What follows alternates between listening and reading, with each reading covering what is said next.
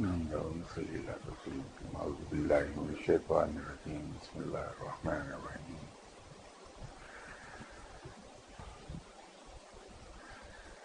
گزشتہ نشست میں بھی ہم ماہ رمضان کی فضیلت کے بارے میں ذکر کر رہے تھے. ہم اکثر اوقات گفتگو کی روانی میں ماہ رمضان کو رمضان کہہ دیتے ہیں. اس سلسلے میں ایک حدیث ہے کہ ماہ رمضان کو صرف رمضان نہ کہیے. عربی میں تو آپ صلی اللہ علیہ وسلم نے تلقین یہ کی کہ اسے شہر رمضان کہیے، لیکن اردو میں شہر رمضان کا متبادل ہمارے پاس ماہ رمضان ہے. اس کی وجہ یہی ہے جو گزشتہ نشست میں نے عرض کیا تھا کہ ایک روایت کے مطابق رمضان رب تعالیٰ کے ناموں میں سے ایک نام ہے، اسی لیے وہ حدیث ہے کہ رمضان نہ کہیے، اسے شہر رمضان یا اردو میں ماہ رمضان کہیے، تاکہ اس کا اضافہ کر لیا جائے تاکہ بے ادبی نہ ہونے پائے. ماہ رمضان کی فضیلت سے سبھی واقف ہیں. اس میں ایک چیز میں عرض کرنا چاہوں گا کہ ماہ رمضان کی جو پہلی رات ہے اور پہلا روزہ، جب ہم پہلا روزہ اس کا رکھتے ہیں تو رب تعالی اپنی رحمت کے صدقے یکم رمضان سے آخری روزے تک ہم سے سرزد ہونے والے تمام گناہوں کو معاف فرما دیتا ہے، ما سوائے گناہ کبیرہ کے. اسی طرح ماہ رمضان کی ہر شب کو 3 مرتبہ رب تعالی یہ فرماتا ہے اپنی مخلوق سے خطاب کر کے، ہے کوئی تم میں سے جو مجھ سے بخشش کا طلبگار ہو، ہے کوئی تم میں سے جو مجھ سے میری رحمت کا طلبگار ہو، ہے کوئی تم میں سے جو اسے قرض دے جو نادار نہیں ہے اور اس کا پورا بدلہ اور اجر دینے والا ہے. اسی طرح کسی روزہ دار کا روزہ افطار کرانے کی فضیلت بے پناہ بیان ہوئی، اور یہی وہ مہینہ ہے جس میں اگرچہ آپ صلی اللہ علیہ وسلم عام حالات میں بھی بے پناہ سخی تھے، لیکن ماہ رمضان میں آپ صلی اللہ علیہ وسلم کی سخاوت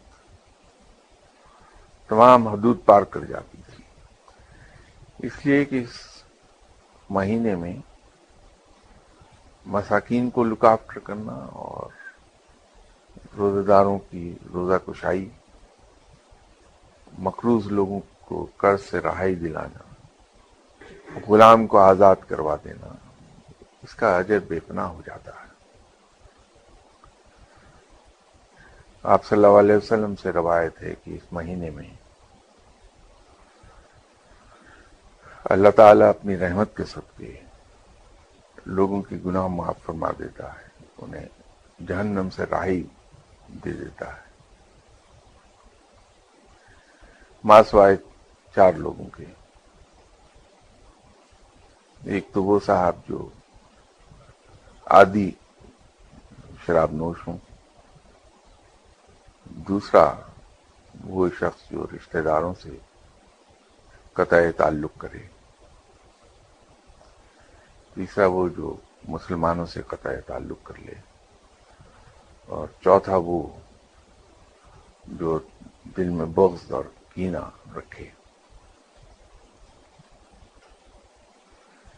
اب یہ جو چوتھی قسم ہے ایسے انسان کی جسے جہنم سے آزاد نہیں کیا جاتا، وہ کینہ اور بغض رکھنے والا ہے. جن دنوں یہاں روحانیت سے متعلق گفتگو ہماری ہو رہی تھی،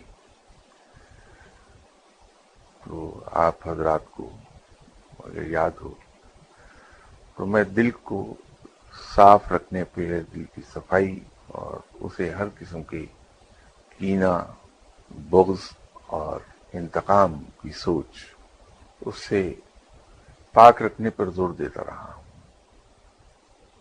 یاد رکھیے کہ جس شخص نے دل کو کینہ اور بغض سے پاک نہیں کیا وہ کبھی کسی مقام پر پہنچ نہیں پاتا۔ رب کی راہ پر اگر ہمیں چلنا ہے تو ہمیں اپنے دل کو آئینے کی طرح صاف رکھنا ہوگا، ورنہ اللہ کی راہ پر چلنا ممکن نہیں ہے۔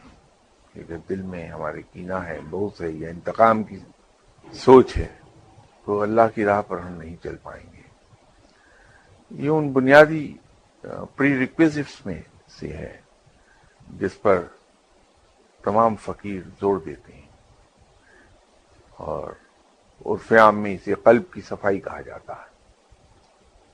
قلب کی صفائی میں اور کچھ چیزیں ہیں لیکن میجر ایمفسس اسی پر ہوتا ہے۔ ہمارے دل میں کسی کے خلاف کسی قسم کا کوئی کینہ، بغض اور انتقام کی سوچ نہ رہے، یا بدلہ لینے کی سوچ نہ رہے۔ ایک چیز یاد رکھیے کہ فقیر کبھی مدعی نہیں بنتا، کمپلینٹ نہیں کرتا کسی چیز کی وہ، بلکہ ہم تو یوں کہتے ہیں فقر میں کہ فقیر پر گلہ شکوہ اور شکایت حرام ہے، منع ہے۔ جس فقیر نے گلہ شکوہ اور شکایت کی وہ رسوا ہو گیا۔ فقیر اگر کبھی مدعی بنے گا تو ہمیشہ اپنا مقدمہ ہار جائے گا۔ مقدمہ صرف عدالت کا نہیں، ویسے بھی شکایت، جب بھی شکایت کرے گا وہ اپنا کیس ہار جائے گا۔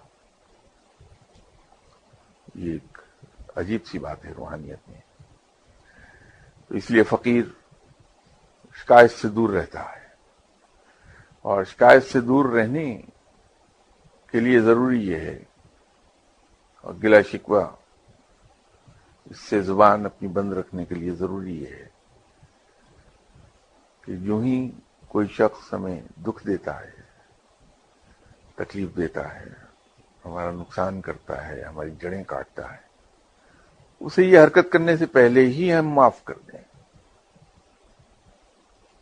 جب ہم اس کا نوٹس ہی نہیں لیتے کہ کس نے ہمارے ساتھ کیا کیا، اس طرف سے ہم اپنی آنکھیں بند کر لیتے ہیں، اور ہمیں شروع میں تو یہ ڈیلیبریٹ اور کانشیس ایفرٹ ہوتی ہے گلہ شکوہ اور شکایت سے رکا جائے، اس کے لیے ایک کانشیس ایفرٹ کرنا ہوتی ضروری ہو جاتا، لیکن آہستہ آہستہ اس کی عادت ہو جاتی ہے۔ پھر انسان اسے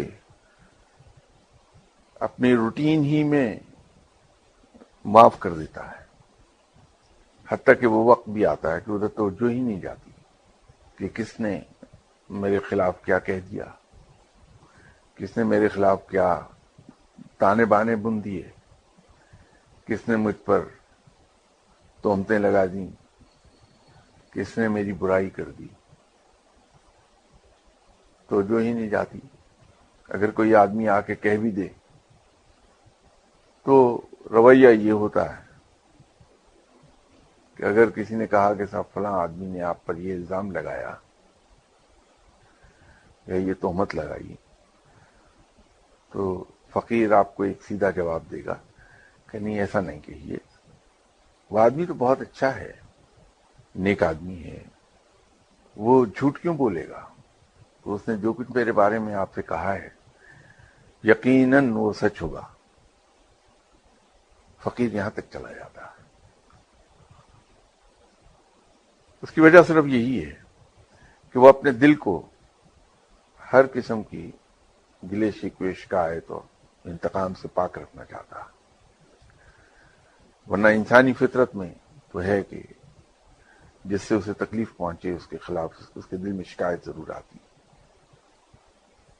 تو ماہ رمضان میں جن 4 آدمیوں کو جہنم سے رہائی حاصل نہیں ہوتی، اس میں چوتھی قسم اس کی بھی ہے جو دوسروں کے خلاف دل میں کینہ رکھتا ہے یا اناد رکھتا ہے، بغض رکھتا ہے. رمضان سے متعلق، روزوں کے مہینے سے متعلق ہمارے یہاں ایک چیز ہے کہ صاحب اس میں شب قدر آتی ہے. جس طرح سے ہم نے اور معاملات میں رب تعالیٰ کے ساتھ عبادت کے معاملے کو بھی ایک طرح سے مزدوری بنا لیا. آپ نے اکثر دیکھا ہوگا کہ مجھ جیسے لوگ جو گناہوں میں لتھڑے ہیں اور عصبیت میں مبتلا ہیں، میری تمام عبادات مشروط ہیں اس بات سے کہ اس کے جواب میں اللہ مجھے انعام کیا دے رہا ہے. تو میں یہ دیکھتا ہوں کہ اگر حدیث یہ ہے کہ شب قدر 1000 راتوں کی عبادت کے برابر ثواب دیتی، تو میں فوراً میتھمیٹیکل کیلکولیشنز میں پڑھتا ہوں اور یہ رات کسی نہ کسی طور میں جاگ کے عبادت کرتے ہوئے گزار دوں گا. اور اس میں at the back of my mind ایک ہی بات ہے کہ میں ایک رات میں اتنا ثواب کما لوں جو 1000 راتوں کی عبادت کے برابر ہو. اسی طرح آپ جب کبھی مجھے دیکھیں گے کہ میں کوئی وظیفہ پڑھ رہا ہوں یا کوئی تسبیح کر رہا ہوں، تو یہ سمجھ جائیے کہ اس کے پیچھے میری کوئی غرض چھپی ہے. اگر میرا کوئی افسر مجھے آفس میں تنگ کر رہا ہے تو میں وظیفہ پڑھنا شروع کر دوں گا، رب انی مغلوب فانتصر، اور وہ تسبیح پڑھے جا رہا ہوں. نیت میری یہ ہوگی، اس میں اپنی بات کر رہا ہوں، دوسرے لوگوں کی نہیں، کہ میں وہ جو تسبیح پڑھوں گا تو وہ مقصد یہ ہوگا کہ یا اللہ یہ پڑھ رہا ہوں تو اس کے ایوز اس افسر کے شر سے مجھے بچا لے. اور جب افسر ٹرانسفر ہو جائے گا میں وظیفہ چھوڑ دوں گا. تو یہ ایک طرح سے میرا معاہدہ ہے رب کے ساتھ مزدوری کا کہ میں یہ تسبیح پڑھوں گا تو میرا وہ کام کر دے. جب اس سے میرا رب تعالیٰ نے میرا وہ کام کر دیا، میں نے تسبیح چھوڑ دی، وہ کانٹریکٹ پورا ہو گیا. مجھ پہ رزق کی کمی آئے گی تو میں یا رزاقوں کا وظیفہ شروع کر دوں گا. جب رزق مجھ پر اللہ وسیع کر دے گا اپنی رحمت کے صدقے تو پھر میں چھوڑ دوں گا. تو وہ میری عبادات اور میرے ذکر اذکار یہ سب مشروط ہیں اس بات پر کہ رب تعالیٰ اس کا مجھے اجر کیا دیتا ہے. تو شب قدر کی کم از کم مجھے تو اس لیے اس کی تانگ رہتی ہے، اس کا میں منتظر رہتا ہوں کہ سال بھر تو میں نے گناہ کیے اور اس رات میں ایک رات عبادت کر لوں تو 1000 راتوں کی برابر ثواب مل گیا مجھے، تو میں بخش دیا جاؤں گا. مجھے حسرت ہے کہ عمر تمام بیت گئی، میں کبھی 1 منٹ کے لیے اللہ کی عبادت صرف اس لیے کر لوں کہ میرا رب لائق عبادت ہے. شب قدر کی بھی عبادت میں اس لیے کر لوں کہ میرا رب لائق عبادت ہے، اور چونکہ میری عبادت ناقص ہے، اس میں 1000 طرح کے فلاز موجود ہیں، تو اس رات چونکہ اللہ کی رحمت بہت زوروں پر ہوتی ہے، اللہ پہلے آسمان پر اتر آتا ہے. وہ حضرت جبرائیل علیہ السلام کو دوسرے فرشتوں کے جلوہ میں زمین پر اترنے کا حکم دیتا ہے کہ حضرت جبرائیل علیہ السلام اپنے ہاتھ میں سبز رنگ کا ایک پرچم اٹھا کے دوسرے فرشتوں کے ساتھ زمین پر چلے جائیں، اور حضرت جبرائیل علیہ السلام جب زمین پر آتے ہیں تو وہ سبز رنگ کا پرچم خانہ کعبہ کی چھت پر گاڑ دیتے ہیں اور تمام فرشتوں کو حکم دیتے ہیں کہ زمین پر پھیل جاؤ۔ حضرت جبرائیل علیہ السلام کے 600 پر ہیں،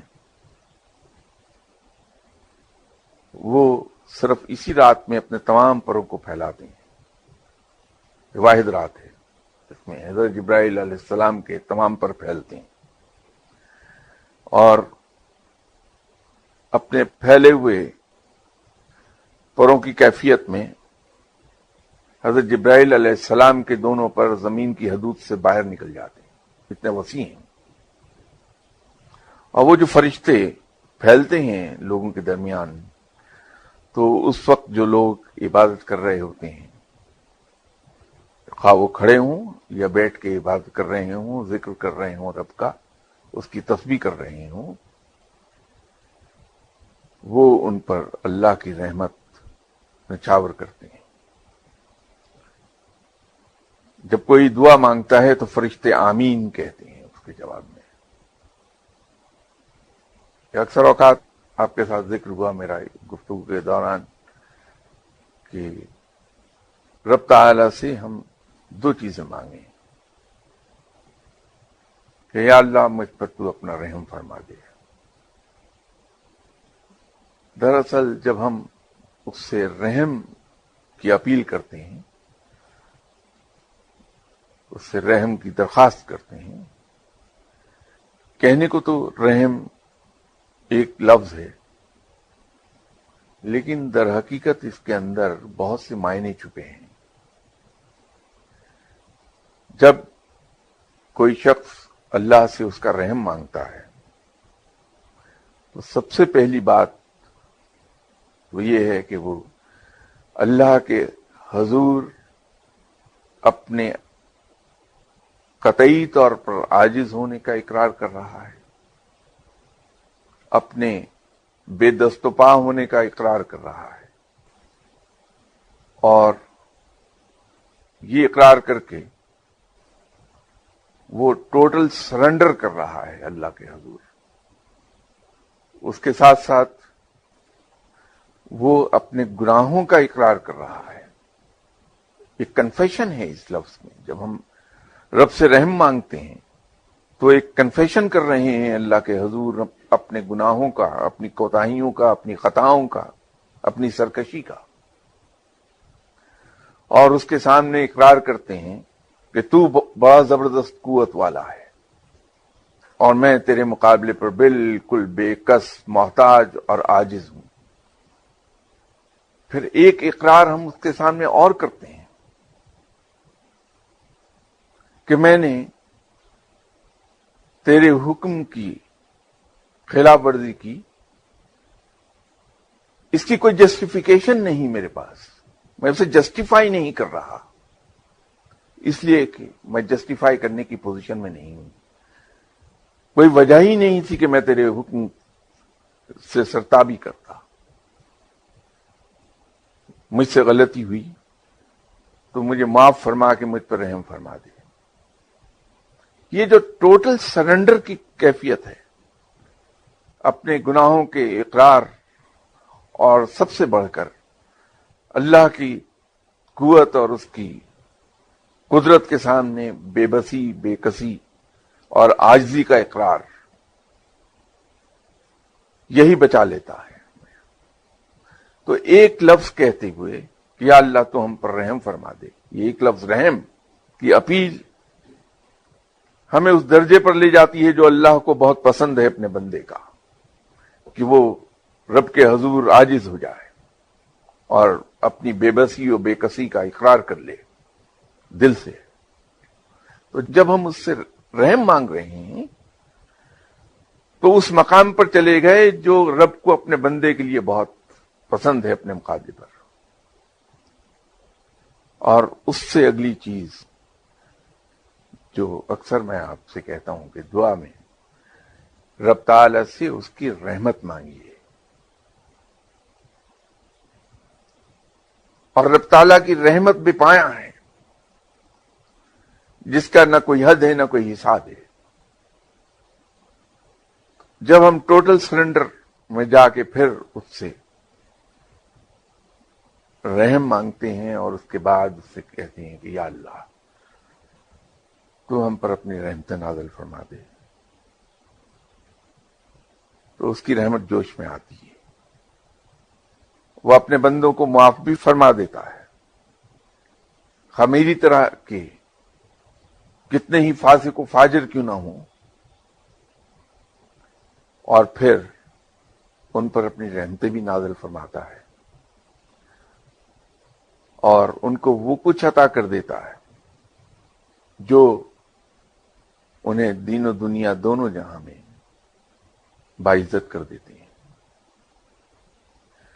تو شب قدر میں اس کی رحمت جوش پر ہوتی ہے، ہم جو کچھ آخرت کے لیے اس سے مانگتے ہیں وہ ہمیں فی الفور عطا کر دیتا ہے اس رات میں، اور جو کچھ دنیا کے لیے ہم اس سے مانگتے ہیں، اس سے جو دنیا کی چیزیں اس سے مانگتے ہیں وہ انہیں اپنی نظر میں رکھتا ہے،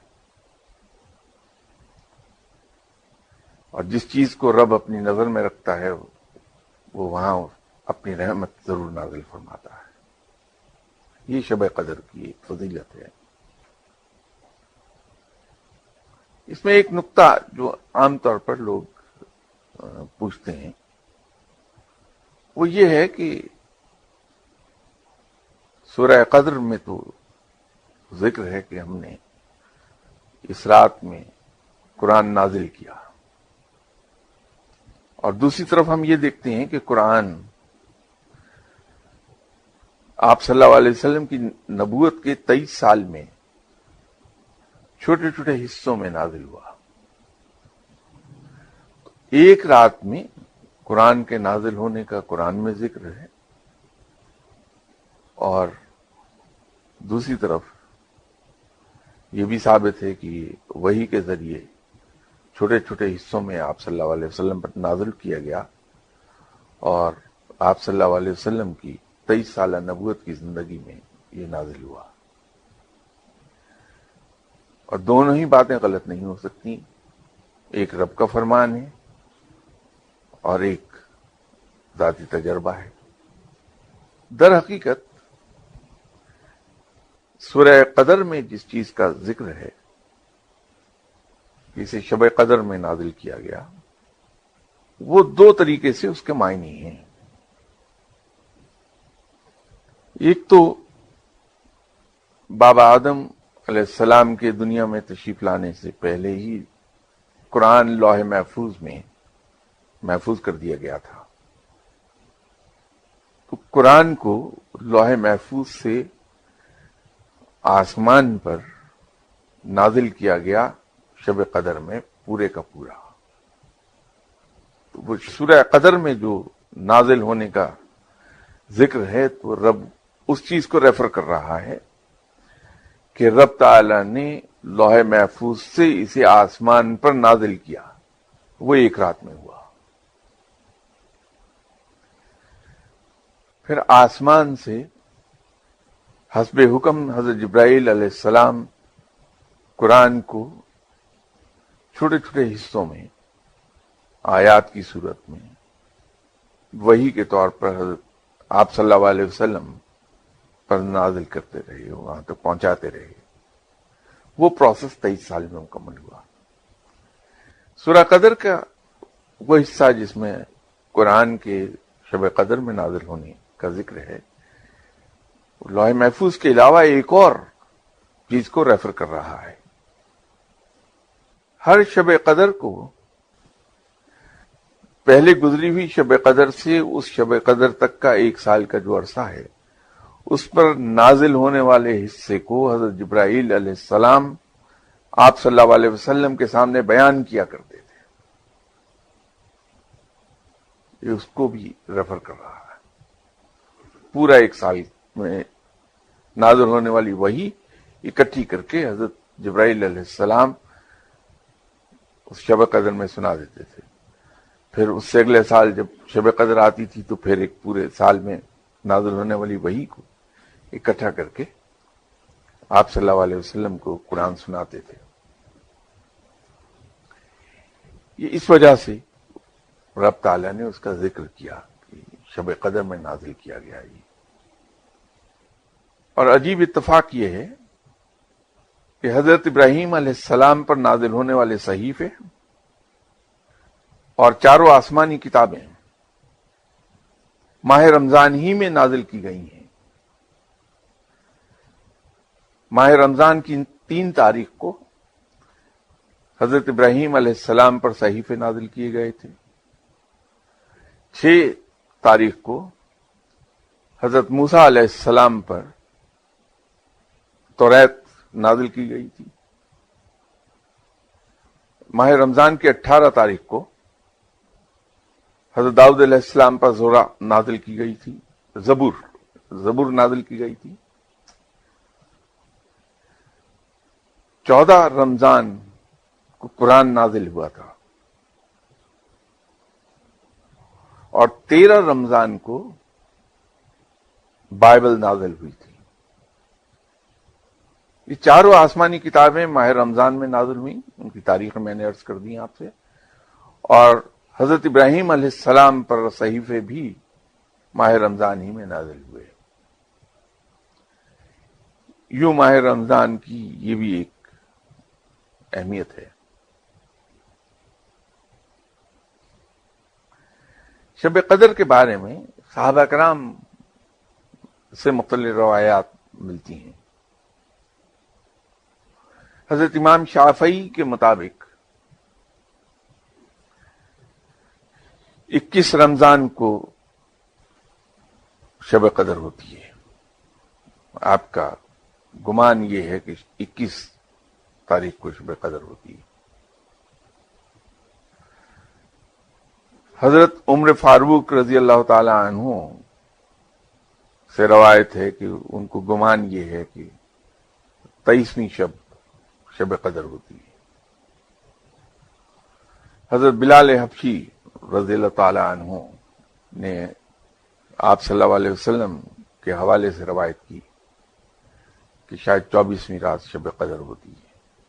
یہاں یہ طاق سے ڈیویشن ہے.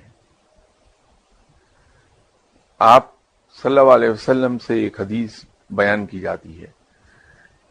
اس کے مطابق 27ویں رات اور جناب حضرت بی بی عائشہ رضی اللہ تعالی عنہ سے روایت 23ویں رات کے بارے میں ہے. یہ مختلف روایات ہیں.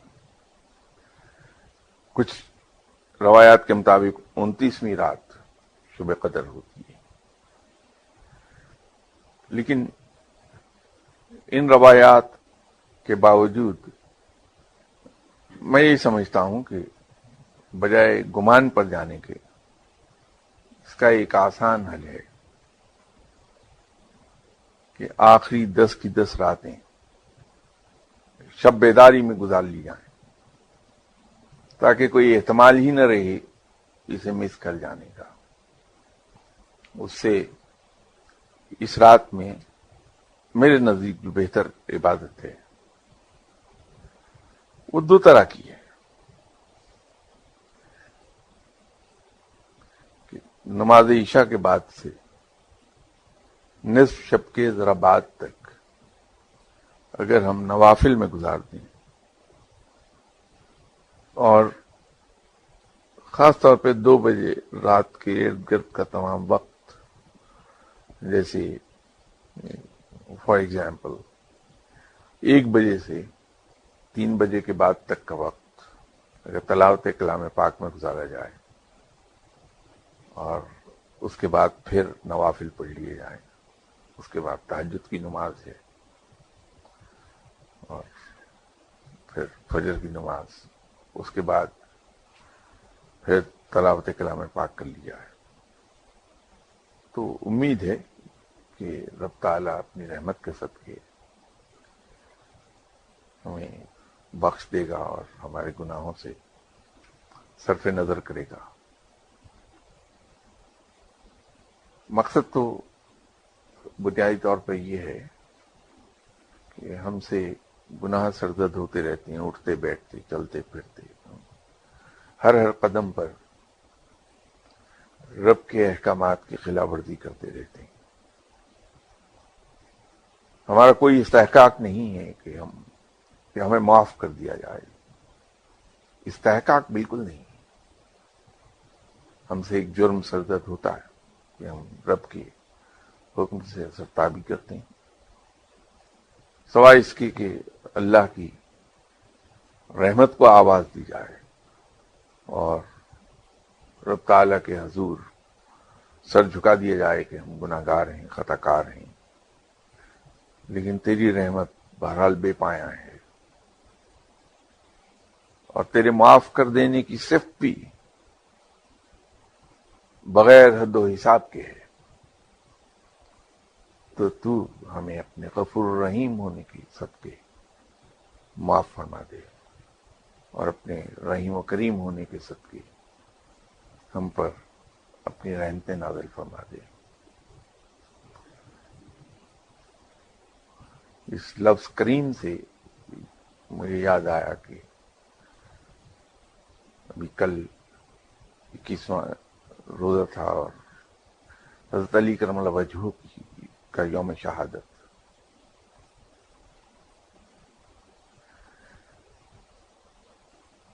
باقی تمام صحابہ کرام کے لیے ہم لفظ رضی اللہ تعالی عنہ کا استعمال کرتے ہیں، لیکن حضرت علی کرم اللہ وجہہ کے لیے ہم کرم اللہ وجہہ کا لفظ استعمال کرتے ہیں۔ اس کی بنیادی وجہ بھی میں عرض کر دوں کہ مجھے یقین ہے کہ آپ سب کو معلوم ہے کہ حضرت علی کرم اللہ وجہہ یا کریموں کا ورد بڑی کثرت سے کرتے تھے، بے پناہ کثرت کے ساتھ، اٹھتے بیٹھتے ان کا قلب یا کریموں کا ورد کرتا رہتا تھا،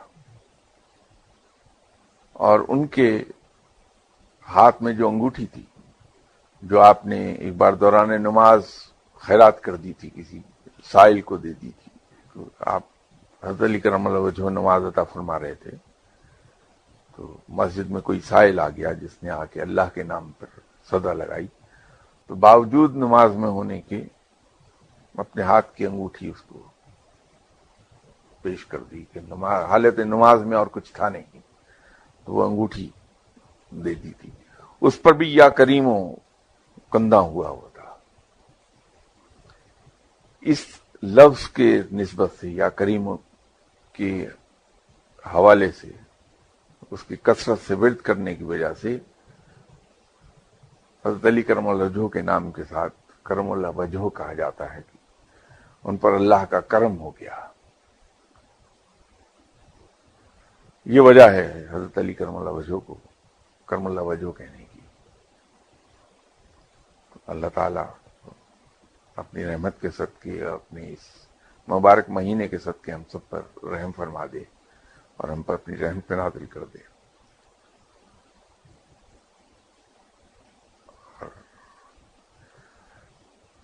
اگر اس سلسلے میں کوئی سوال ہیں تو مجھے بتا دیجیے۔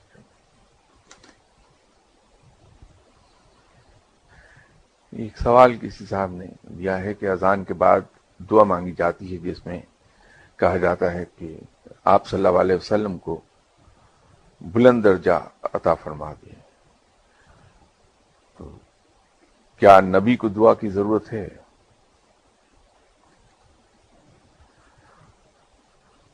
دیکھیے،